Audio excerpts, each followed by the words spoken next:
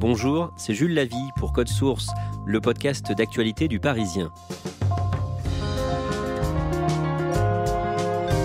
Déplacement d'une région à l'autre, fin de l'attestation de sortie en journée, couvre-feu à 20h, nous voici dans une nouvelle étape de la lutte contre le Covid. Mais le déconfinement annoncé le jeudi 10 décembre par Jean Castex est plus strict qu'espéré. Les théâtres et les cinémas ne pourront pas rouvrir au moins avant le 7 janvier. Il faut dire qu'Emmanuel Macron et son Premier ministre s'étaient fixé un objectif ambitieux pour réellement déconfiner le pays, un maximum de 5000 nouvelles contaminations par jour. Cet épisode de Code Source est raconté par Nicolas Béraud du Parisien.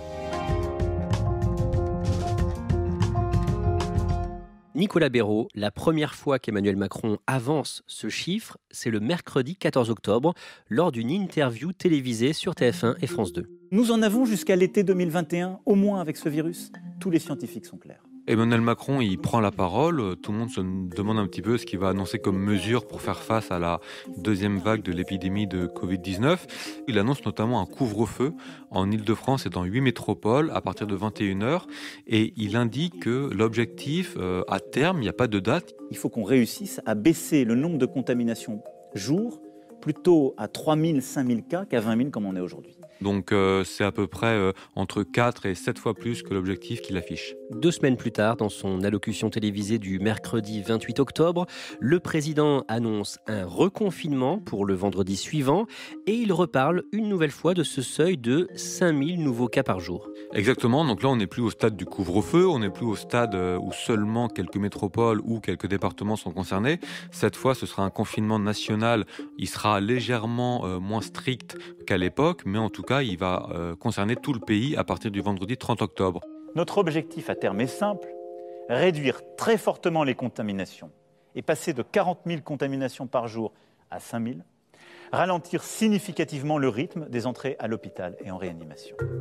À ce moment-là, la deuxième vague de l'épidémie est vraiment très forte. Cette fois, c'est un chiffre unique qui est avancé par le chef de l'État.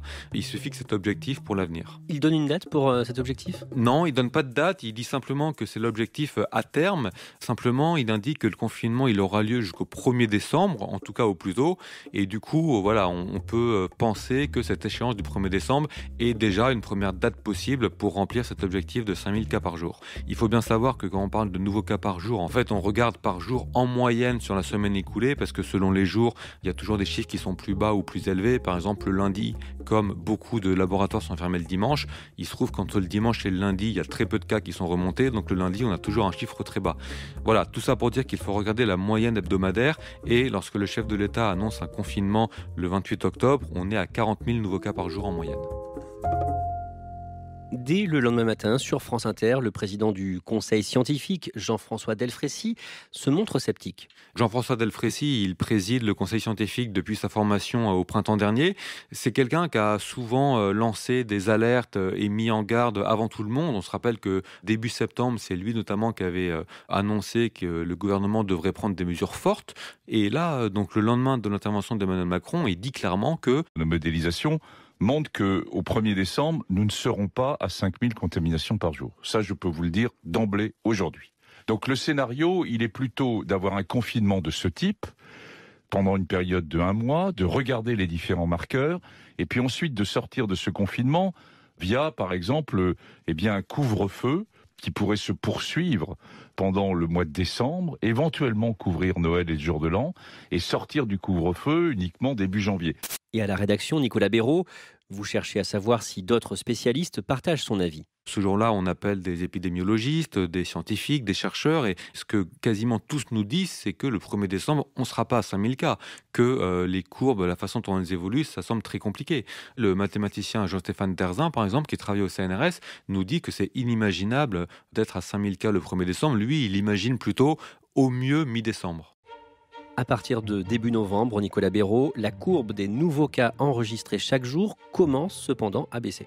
Le pic, il a atteint tout début novembre. Évidemment, il varie selon les régions.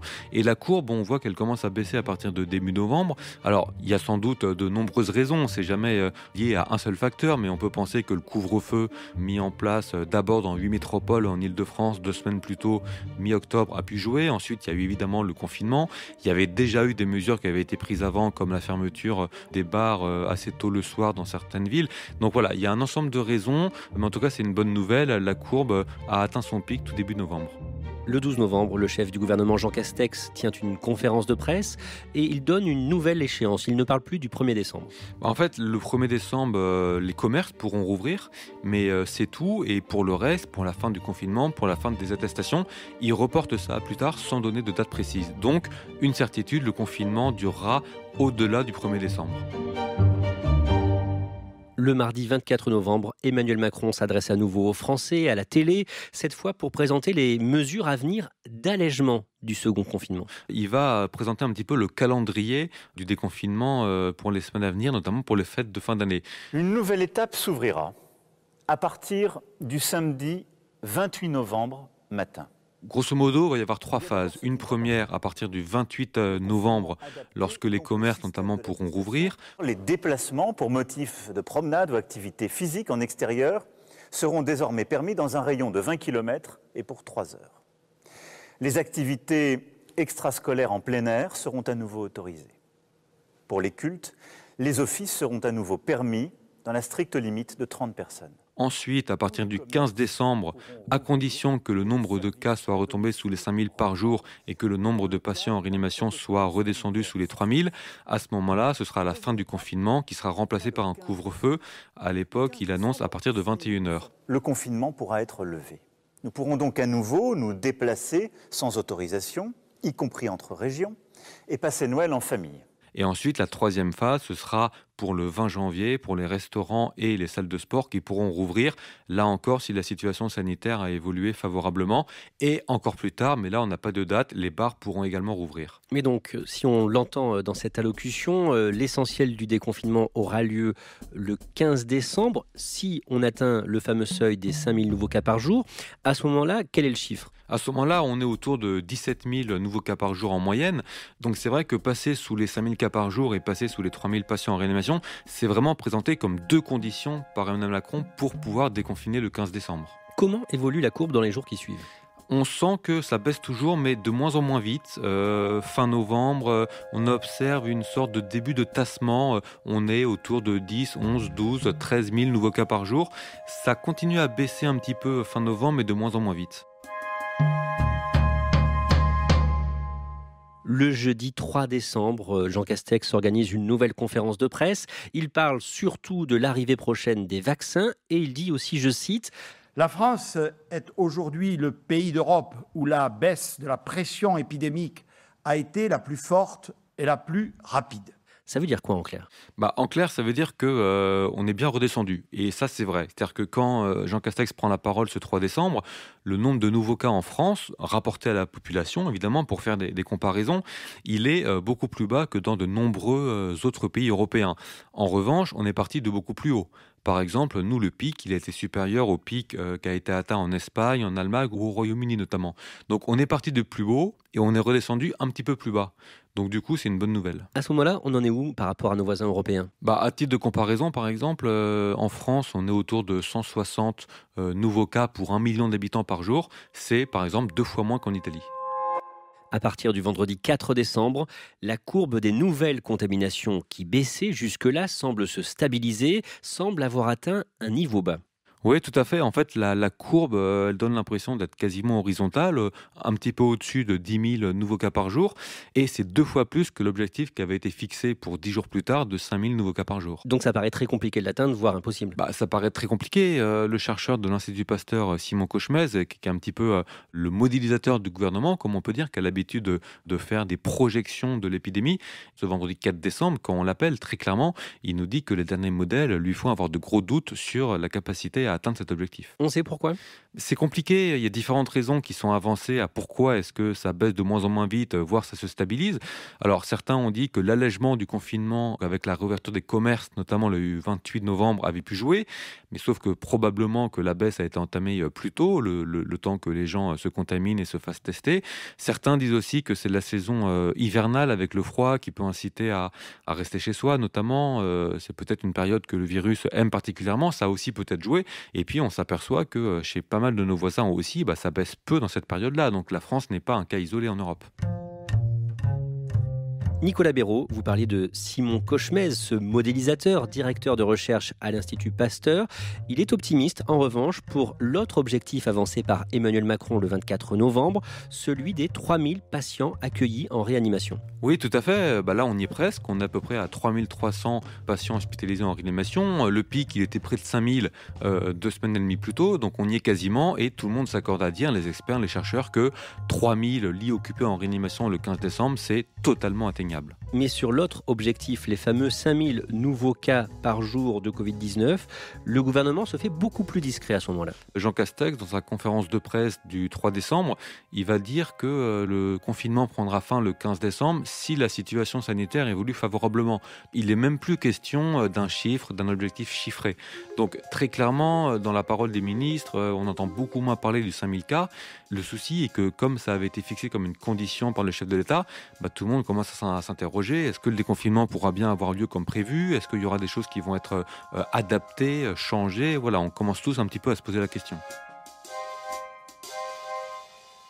Le lundi 7 décembre, Jean Castex et le ministre de la Santé, Olivier Véran, réunissent les chefs de groupes parlementaires et ils se montrent pessimistes. Olivier Véran, très clairement, il fait part de ses gros doutes sur le fait qu'on atteindra le seuil des 5000 nouveaux cas par jour au 15 décembre. Alors, ce n'est pas une déclaration publique officielle, mais il y a des élus qui sont présents lors de cet échange et qui après le rapportent aux différents médias. Donc, voilà, c'est clairement l'officialisation qu'au sommet de l'État, on s'interroge également. Et d'ailleurs, ce même lundi 7 décembre, dans l'après-midi, le directeur général de la Santé, Jérôme Salomon, tient une conférence de presse, comme il le fait de nouveau régulièrement. Nous devons être vigilants devant cette évolution récente, mais nous sommes encore loin de l'objectif de passer sous la barre des 5000 cas par jour. Et là, lui aussi, cette fois de façon officielle, fait part de ses gros doutes sur l'objectif de 5000 cas par jour au 15 décembre. Et dans les jours qui suivent, on sent bien que le déconfinement ne sera pas aussi important que prévu le 15 décembre. Oui, tout à fait. Alors déjà, on sait qu'il y aura une conférence de presse de Jean Castex le jeudi.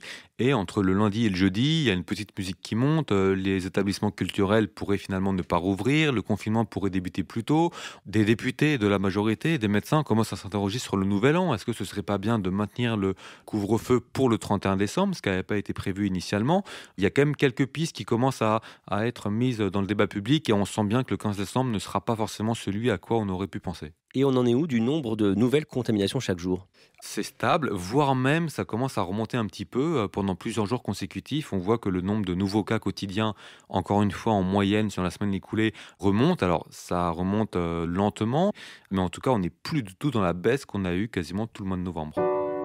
Mesdames et messieurs, bonjour. Comme nous le faisons chaque semaine, je vais vous présenter avec les ministres qui m'accompagnent l'état de la situation sanitaire dans notre pays. Le soir du jeudi 10 décembre, Jean Castex tient une nouvelle conférence de presse. Il confirme que les mesures de restriction seront assouplies le 15 décembre, confinement remplacé par un couvre-feu dès 20h. Mais les lieux culturels ne pourront finalement pas rouvrir avant le 7 janvier au plus tôt. La partie est donc loin d'être gagnée. Le 15 décembre marquera l'entrée dans une nouvelle phase, mais le couvre-feu qui va remplacer le confinement à partir du 15 décembre débutera à 20h et pas à 21h comme ça avait été annoncé dans un premier temps. Le couvre-feu sera aussi en vigueur le 31 décembre alors qu'on avait annoncé que le 24 et le 31 décembre seraient exemptés. Et puis par ailleurs, tous les lieux culturels, les salles de cinéma, les salles de spectacle, tous ces lieux qui devaient rouvrir le 15 décembre devront attendre au minimum le 7 janvier pour accueillir à nouveau des visiteurs. Pourquoi le gouvernement garde autant de restrictions ? Pour deux raisons. D'une part, l'objectif des 5000 cas par jour, on n'y sera pas du tout. On est même au-delà du double. En plus de ça, la courbe ne baisse plus, même elle a tendance à remonter légèrement.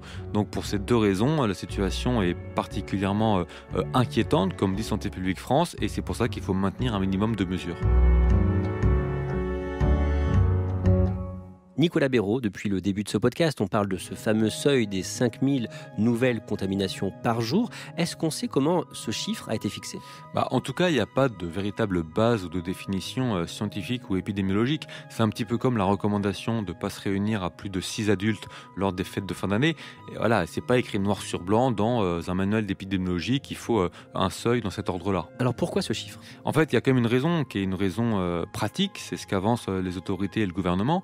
Disons que c'est le seuil maximal entre guillemets acceptable pour que les agents de l'assurance maladie puissent effectuer leur mission d'aller retracer les malades et leurs cas contacts de façon efficace. Il y a environ 10 000 salariés de l'assurance maladie qui sont en charge d'appeler, de contacter les personnes malades, ensuite de joindre leurs cas contacts pour leur demander de se faire tester, de s'isoler, avec pour but de casser les chaînes de transmission.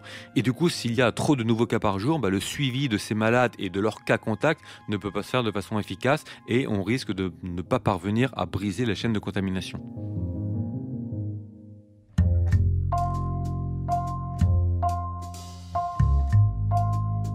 Merci à Nicolas Béraud. Cet épisode a été produit par Nathan Châtelain et Thibault Lambert. Réalisation Alexandre Ferreira. Code Source est le podcast d'actualité du Parisien, disponible chaque soir du lundi au vendredi. Si vous aimez Code Source, n'hésitez pas à laisser des petites étoiles sur votre application de podcast préférée, comme Apple Podcast ou Google Podcast. N'oubliez pas de vous abonner pour ne rater aucun épisode. Et puis vous pouvez aussi nous écrire codesource@leparisien.fr.